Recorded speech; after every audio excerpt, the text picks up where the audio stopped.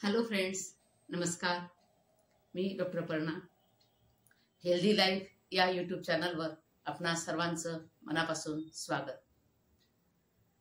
महर्षी पतंजलींनी जो अष्टांग योग सांगितलेला आहे तो म्हणजे यम, नियम, आसन, प्राणायाम, प्रत्याहार, धारणा, ध्यान, समाधी. हे 8 अंग त्याचे आहेत. त्यापैकी पहिले 2 अंग आहेत यम आणि नियम.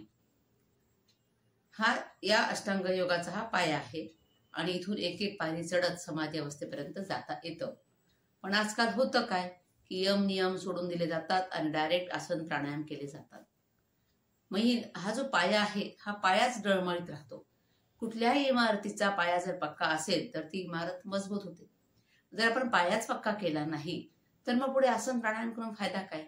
म्हणून हे यम नियम जाणून घेणं, विद्यार्थ्यांना चांगले समजावून सांगणं खूप गरजेचं आहे. हे यम जे आहे ते 5 सांगितलेले आहेत. पहिला आहे अहिंसा, सत्य, अस्तेय, अपरिग्रह, ब्रह्मचर्य. महर्षी पतंजलींनी पहिला यम सांगितलेला आहे तो म्हणजे अहिंसा. म्हणजे कोणाचीही हिंसा करायची नाही.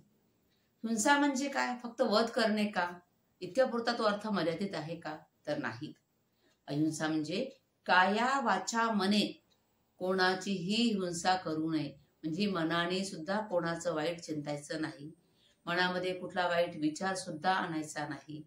कृतीतून सुद्धा आपण कोणाचं वाईट करायचं नाही. आणि ही हिंसा सुद्धा 3 प्रकारची सांगितलेली आहे. कृत, कारित आणि अनुमोदित.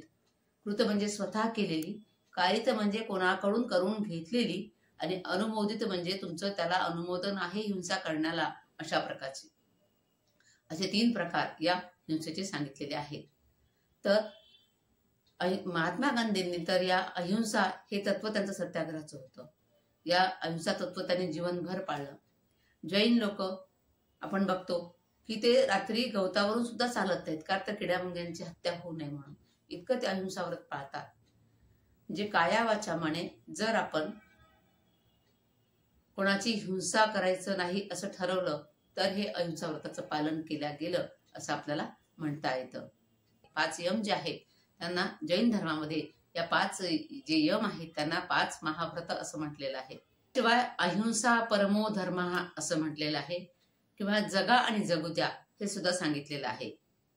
महर्षी पतंजलींनी अहिंसेचं फल काय सांगितलेलं आहे? जीवनात जर तुम्ही अहिंसा हे तत्व पाळलं तर त्यापासून फळ काय मिळतं? अहिंसा प्रतिष्ठायाम तत्सन्निधो वैरत्यागः.